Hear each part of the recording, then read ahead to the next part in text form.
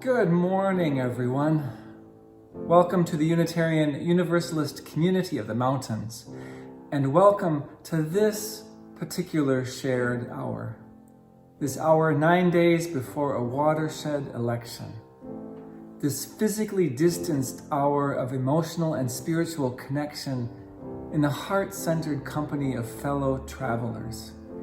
Each of us finding our way as best we can, and moment by precious moment, into and through this extraordinary and yet utterly common and real time. Deep listening has been our theme all month. Deep listening to our hearts as well as to each other. With all that's going on, Beth Caro, Chuck Champlin, and I thought it might be helpful to begin by reminding ourselves to breathe. To anchor ourselves in this moment and in these miraculous human bodies of ours by noticing what it feels like to pay attention to our breathing in and our breathing out. Helps to breathe in through the nose and then out through the mouth very slowly. In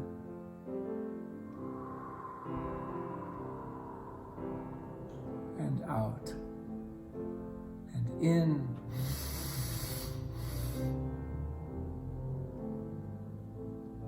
and out. Notice what it feels like to breathe in, to conspire together from our separate places, but breathing, conspiring, breathing with together. And notice what it feels like to use your breath, your voice, your face, your heart to sing. Breathe in, breathe out, breathe in, breathe out, breathe in, breathe out, breathe in, breathe out. When I breathe in, I'll breathe in peace. When I breathe out, I'll breathe out love. When I breathe in, I'll breathe in peace. When I breathe out, I'll breathe out love. When I breathe in, I'll breathe in peace. When I breathe out, I'll breathe out love. When I breathe in, I'll breathe in peace. When I breathe out, I'll breathe out love. May we breathe in compassion and breathe out care. Breathe in vision and breathe out wisdom.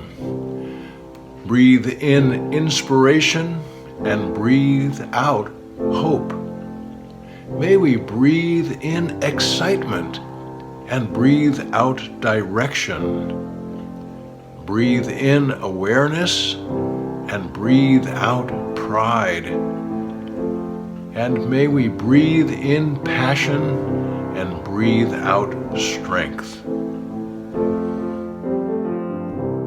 When I breathe in, I'll breathe in peace. When I breathe out, I'll breathe out love. When I breathe in, I'll breathe in peace. When I breathe out, I'll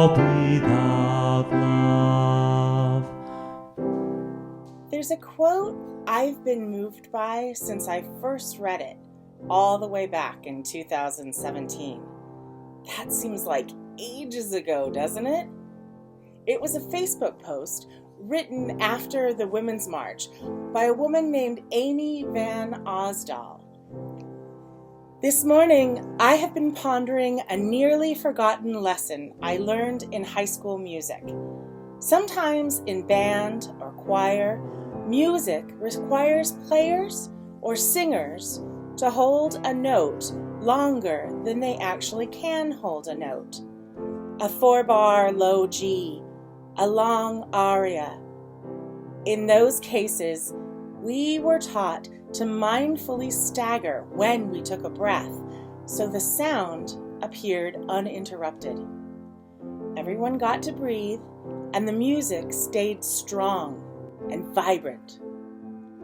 Yesterday, I read an article that suggested this administration's litany of bad executive orders is a way of giving us protest fatigue. We will literally lose our will to continue the fight in the face of the onslaught of negative action. Let's remember music. Take a breath. The rest of the chorus will sing. The rest of the band will play. Rejoin so others can breathe. Together, we can sustain a very long, very beautiful song for a very, very long time. You don't have to do it all, but you must add your voice to the song. Breathe in, breathe out, breathe in, breathe out, breathe in, breathe out, breathe in, breathe out. When I breathe I'll breathe in peace. When I breathe out, I'll breathe out love. When I breathe in, I'll breathe in peace. When I breathe out, I'll breathe out love. When I breathe in, I'll breathe in.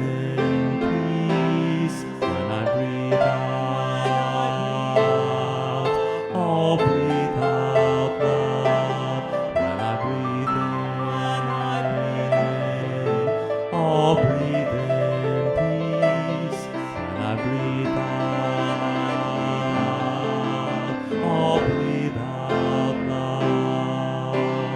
Breathe in, breathe out, breathe in.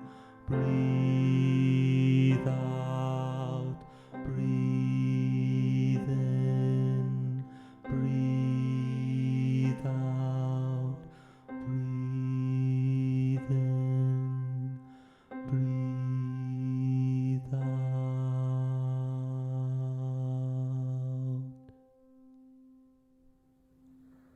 This morning, we breathe together, we conspire into the moment and into the journey ahead. Welcome. Come in.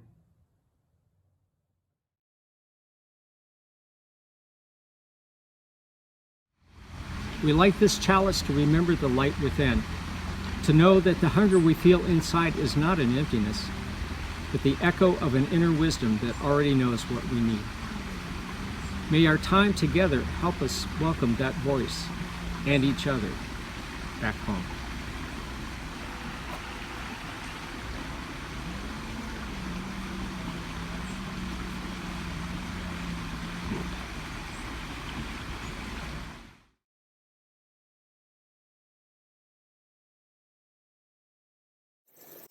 In our commitment to be in respectful and right relations with the descendants of our area's indigenous people, we place a small basket of black acorns on our altar each week. In doing so, we remind ourselves and acknowledge that the Nisenan people are still among us here today, though nearly invisible, that we are on Nisenan land that was never ceded, and that the original tribal families have yet to recover from the near genocide of their people. As residents or visitors of Nisenan land, let us support the Nevada City Rancheria Nisenan tribe to help them stabilize their people as well as their campaign to restore federal recognition.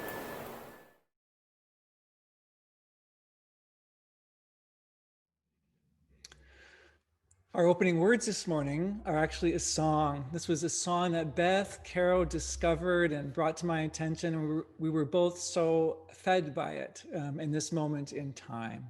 We wanted to share it here with you to invite us to find the joy and the meaning in all that's going on. So with thanks to the Banksons for their generous willingness to share this with you, here is the Keep Going song.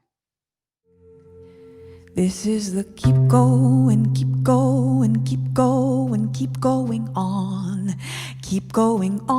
song. This is the keep going, keep going, keep going, keep going on song. This is the keep going, keep going, keep going, keep going on song. I am Abigail, and this is Sean, and we're so glad that you've turned this on and welcomed us into your home, and you are welcome into our home. We're in Dayton, Ohio. We're in Sean's parents' house. My parents' house. Sean's parents' house. We were in Louisville when the shit hit, and we packed our 3-year-old into a car. We drove kind of far. We drove here, and we've been so lucky and blessed to be safely here. And we thought we'd be here for like 10 days, tops. What did we know? What did we know? What did we know? We thought we knew a lot. We thought we knew a lot. Woo! Keep going on song. This is a keep going, keep going, keep going on. Keep going on song. This is a keep going, keep going, keep going on. Keep going on song. And we've been mostly healthy. We've been okay. Are you okay? Are you all right? Are you okay? Are you all right? Are you okay? I hope your body is whole tonight. And if your heart is breaking, I hope it's breaking open. And if your breath is shaking, I hope it's shaking through. And I hope that you've watched a lot of really great television, like a lot of it. And I hope that you find a hand lotion that actually makes your skin feel better. And I hope that you have enough to eat. I hope you're getting enough sleep, and I hope you have enough good company or enough good memory to last you a long time. Keep going, keep going, keep going on. Keep going on song. We sing the keep going, keep going, keep going, keep going on. Keep going on song. Let's bring some joy into the room, why not? We can try it, or some rage, and some grief and relief.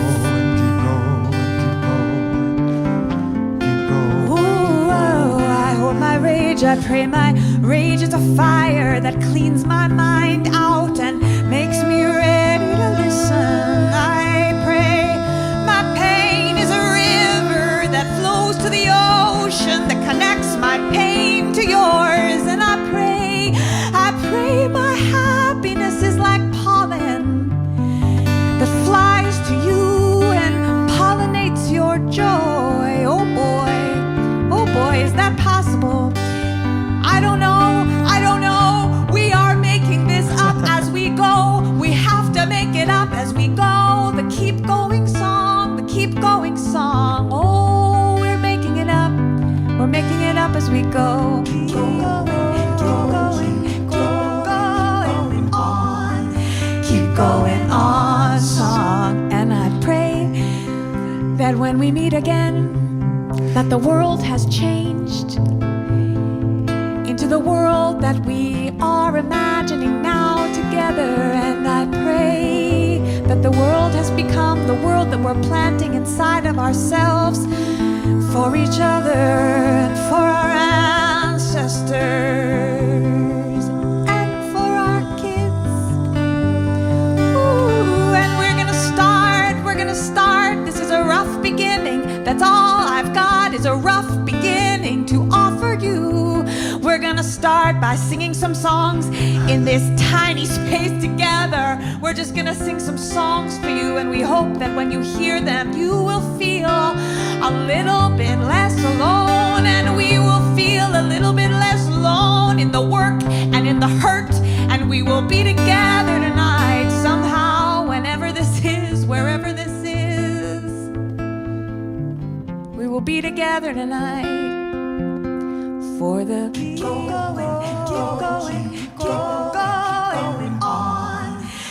going on song. This is a keep going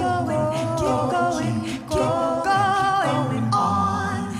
Keep going on song. This is a keep going on. Keep going on song. This is a keep going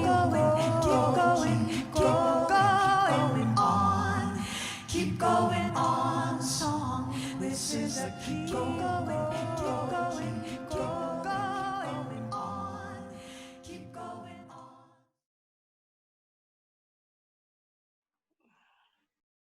Good morning. I'll be reading I Am One, a book of action written by Susan Verde with artwork by Peter H. Reynolds.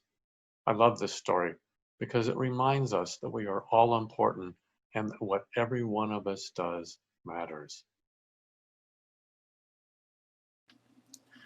I Am One, a book of action written by Susan Verde with artwork by Peter H. Reynolds.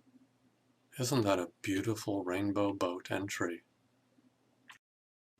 Dedicated to every one. You make a difference. And to Greta Thunberg, who showed the world the power of one young person. How do I make a difference? It seems like a tall order for one so small. But beautiful things start with just one. And look what the bird is doing. It's dropping a seed in the young person's hand. One seed to start a garden. One stroke to start a masterpiece. One note to start a beautiful melody. One step to start a journey. One brick to start breaking down walls. And I can speak one gentle word to start a conversation. I can use my one soft voice to start a friendship. I can perform one act of kindness to start a connection. I can share one tender hug to start caring.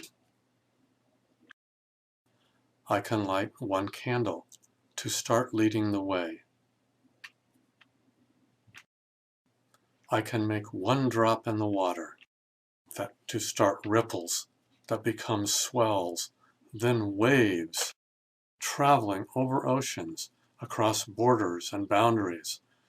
Look at that beautiful rainbow they're traveling on in their beautiful rainbow boat. Landing on distant shores to start a chain reaction, inspire a movement, make a change. One by one, we can make a difference. Look, they're putting down bricks. What are they doing? Oh, they've built a beautiful, beautiful trail. Because one is all it takes to start something beautiful. Here's part of the author's note that I wanted to read. Sometimes it can feel like there are so many issues facing the world these days that we wonder how, as one individual, we can make a difference. I Am One was inspired by a quote from the Dalai Lama. Just as ripples spread out when a single pebble is dropped into water, the actions of individuals can have far-reaching effects. Indeed, incredible things can begin with just one. Just as a beautiful garden starts with one seed, all of the marches and collective movements we witness and participate in started with one idea, one step, one voice, one act of kindness. And we can take our own first step to make the world more united and more peaceful place. We are all activists. I want to add something to the author's comments. Yes, there are many, many issues facing us today. We can't, as one person, take them all on. It is simply too much. But here's the good news. If every one of us takes on just one issue that matters to them, something that they can help make better, then someone will be working on every issue.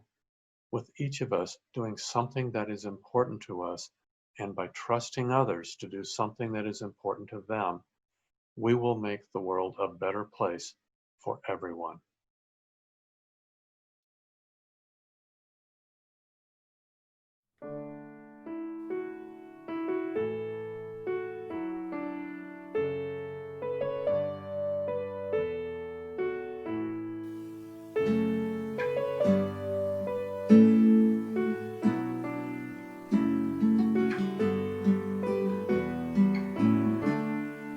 Far too long by fear divided, we have settled with the sword.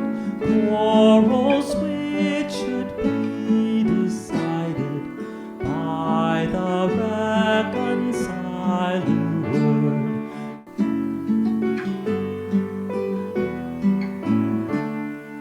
Now the nations are united, though as yet in name alone, and the distant goal is sighted, which the prophet's souls have shown.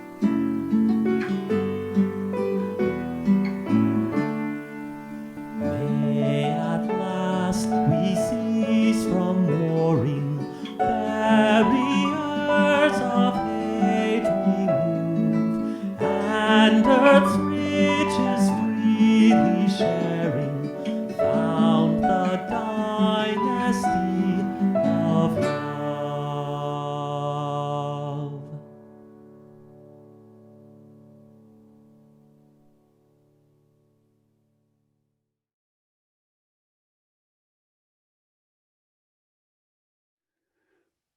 A song from another era in our tradition, our optimistic tradition, optimistic about human nature and the future, that will found the dynasty of love. It's still an ideal that we hold, however hard we have to work at it. So I'm wondering, how are you doing? Have you voted also? I know this is really an anxious time for many people with so many unknowns.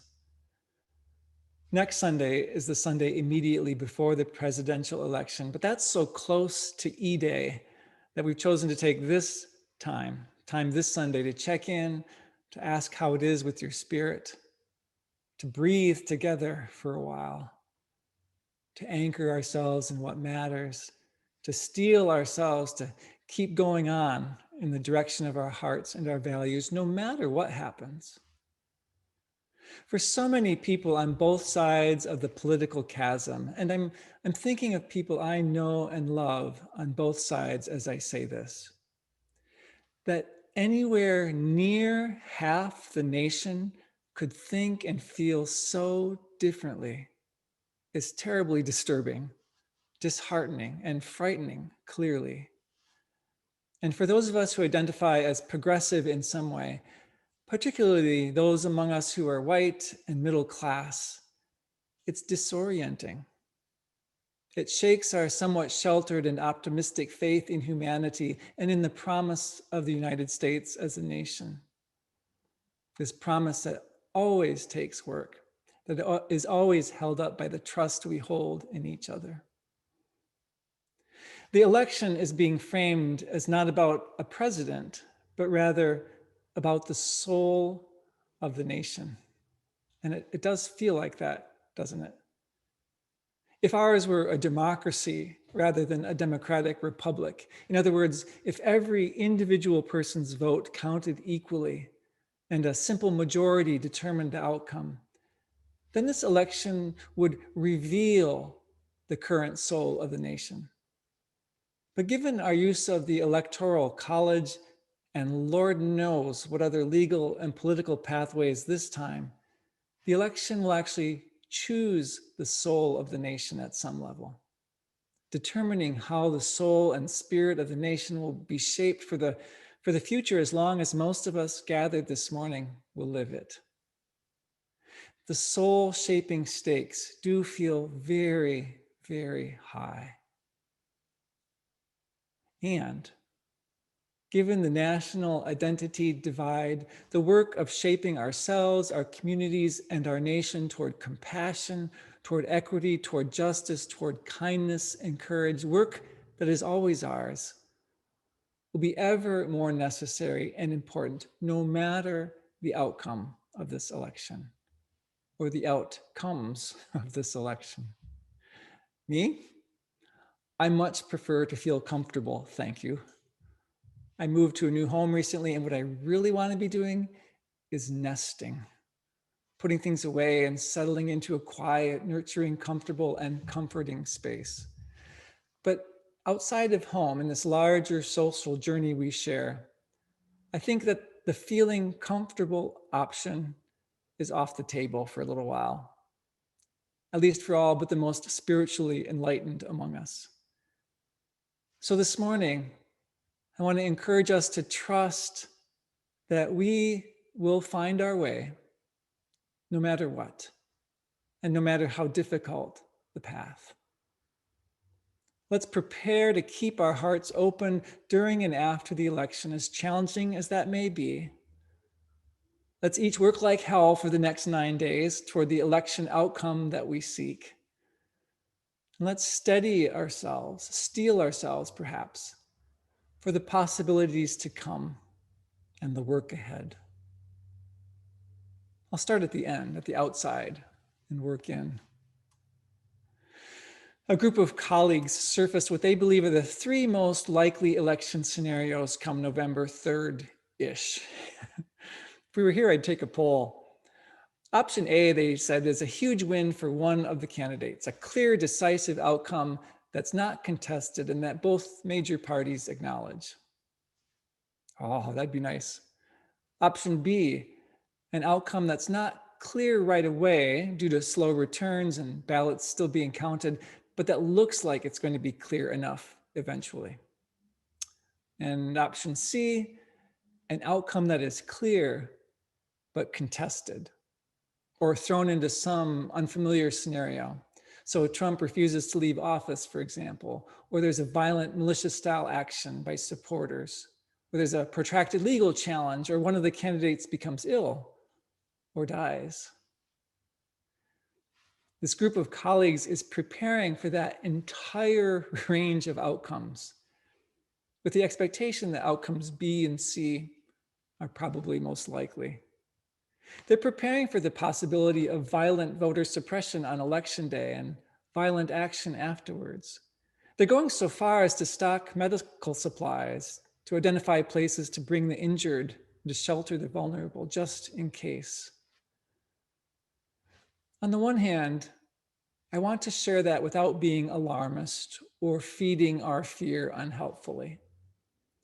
On the other hand, I believe it's important to our emotional preparedness and our spiritual well-being to at least acknowledge those possibilities enough and ahead of time, so that should events unfold in chaotic and frightening ways, we can say to ourselves and to one another, okay, we knew something like this could happen. What do I need to do now? What do we need to do now? As one way to give yourself perhaps a compassionate and reassuring task, I would encourage you to decide ahead of time, now, who you are going to check in on, and perhaps who's going to check in on you. Make a definite plan to find out about someone else's well-being in whatever ways you can. As a community, be prepared to be in contact with each other in any ways that we can. Look to email from the congregation, look to the website, members and friends, look to UUCM Connect, the new email list. And meanwhile, think about ways that our community resources might serve safety and well-being here for ourselves and for others.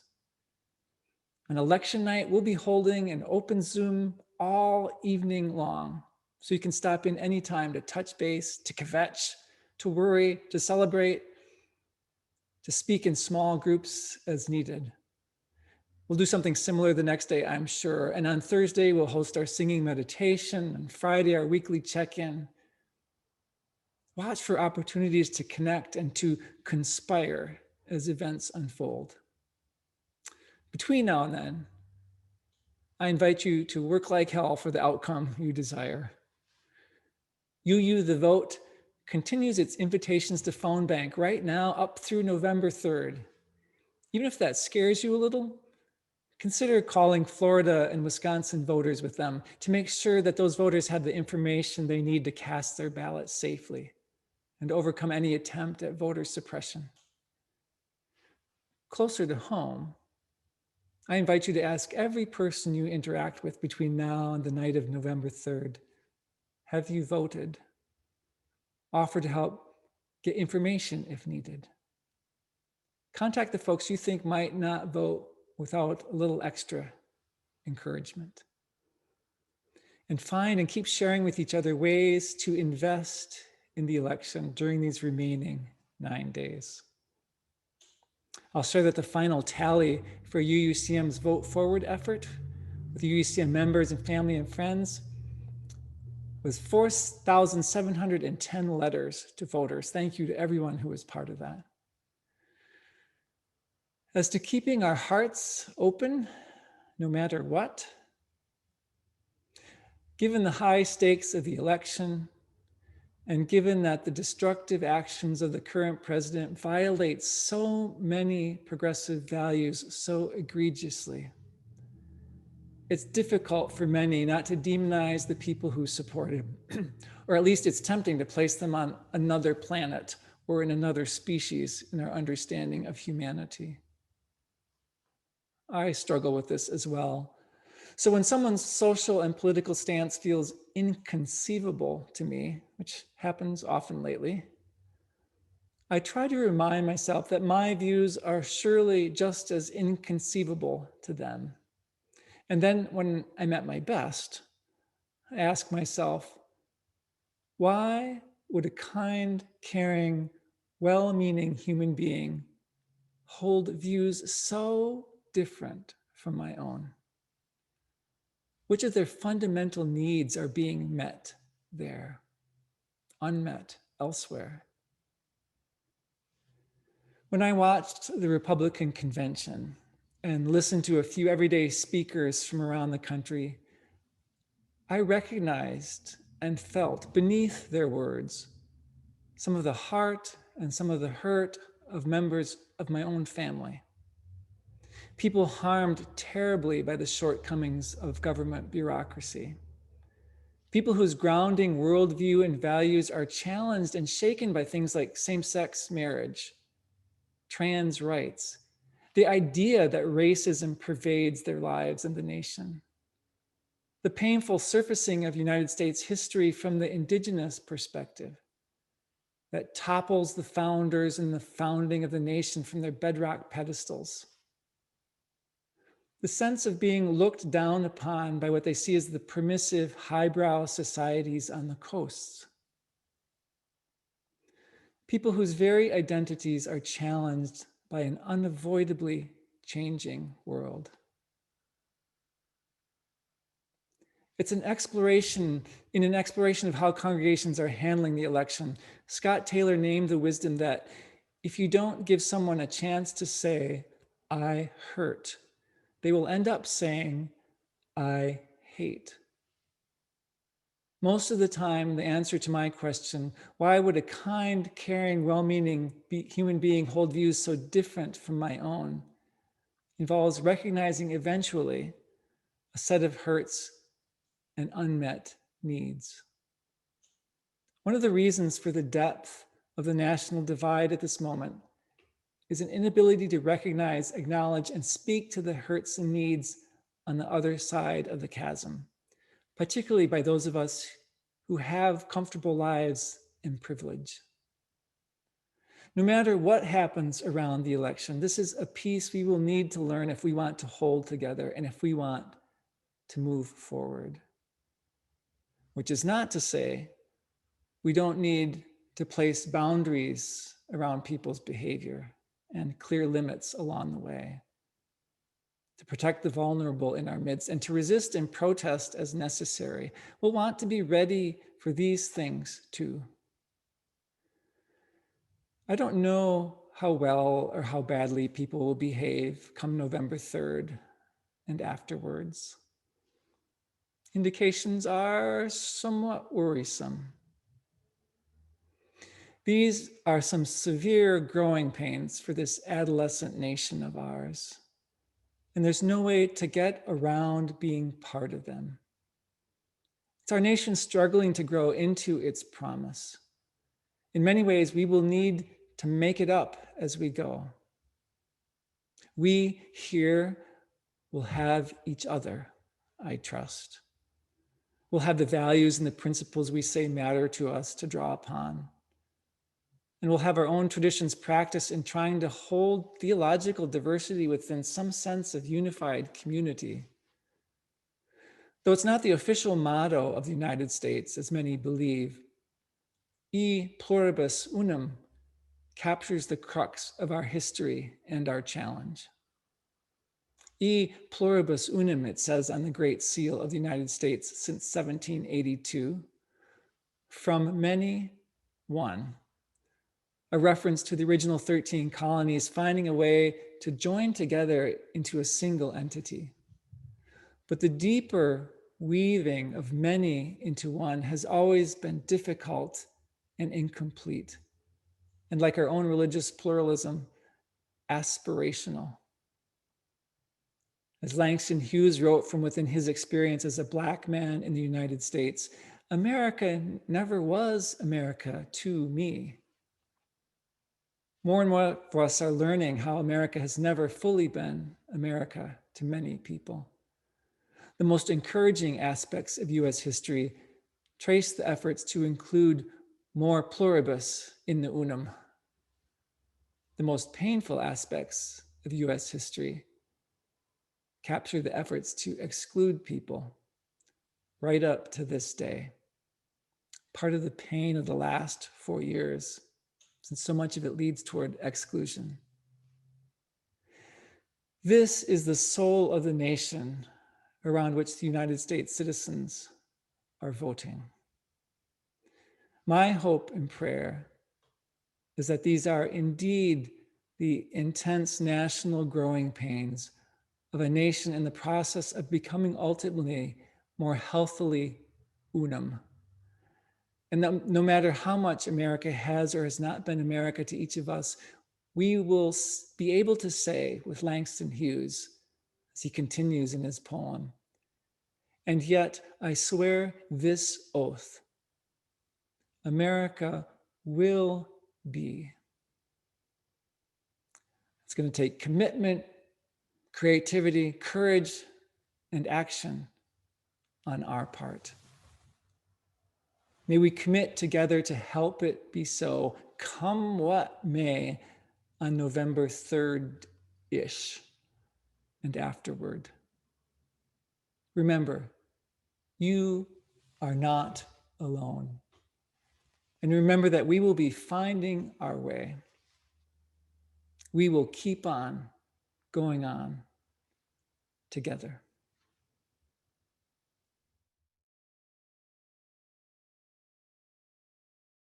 Keep going, keep going, keep going on.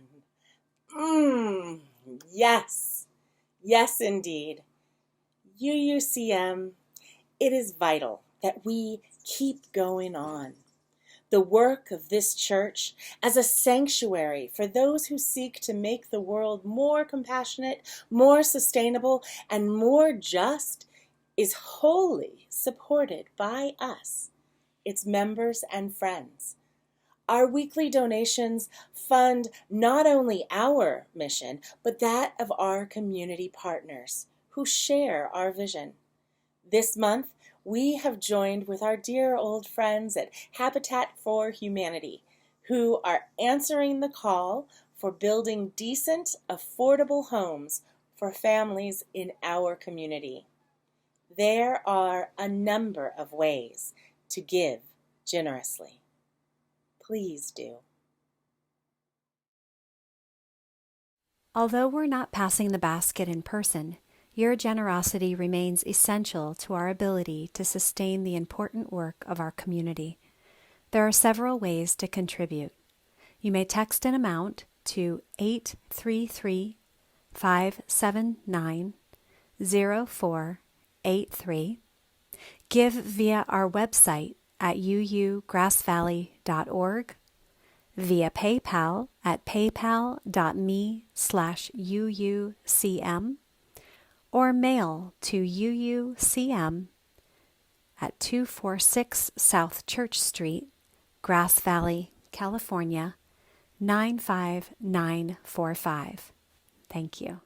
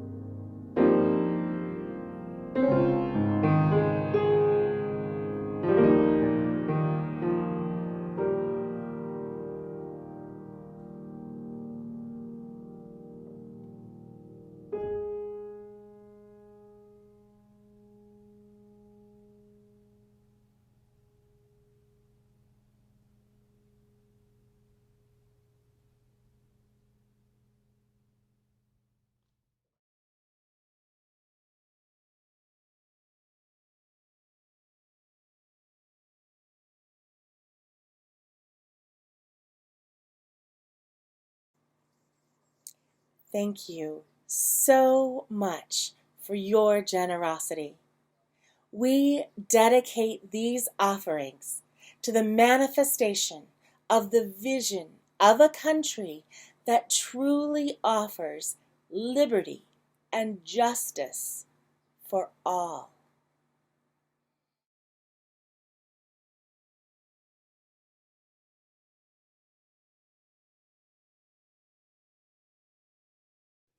Let's go on our way. Let's, send each other into our day with the song Answering the Call of Love, because that's really what this is all about.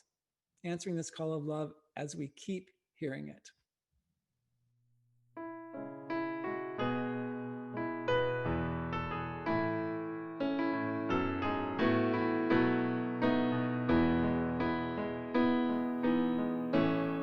The promise of the Spirit, faith, hope, and love abide, and so every soul is blessed and made whole. The truth in our hearts is our guide. We are answering the call of love, hands joined together as hearts beat as one, emboldened by faith, we dare to proclaim, we are answering the call of love. Sometimes we build a barrier to keep love tightly bound, corrupted by fear, unwilling to hear, denying the beauty we found. We are answering the call of love, hands joined together as hearts beat as one, emboldened by faith, we dare to proclaim, we are answering the call of love. A bright new day is dawning, when love will not divide, reflections of grace in every embrace, fulfilling the vision divine. We are answering the call of love, hands joined together as hearts beat as one, emboldened by faith, we dare to proclaim, we are answering the call of love. We are answering the call of love.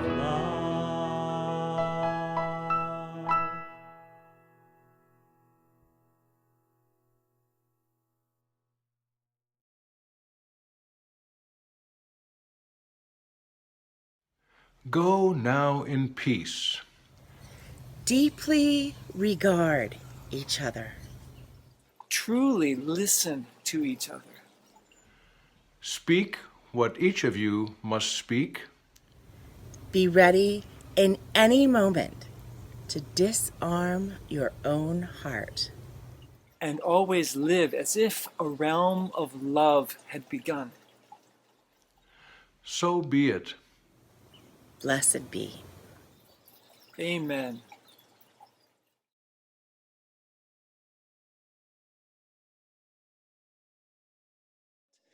I invite you to notice yourself as connected, even though we're in our separate locations. You might have a way that you imagine that or think about that or do that. I continue to like to do it physically, to reach out my hands and actually imagine a couple specific people who I know are out there. I invite us to share this community benediction together as we end the service and move into our day and our week and the 9 days ahead. Together, let us carry the flame of peace and love until we meet again.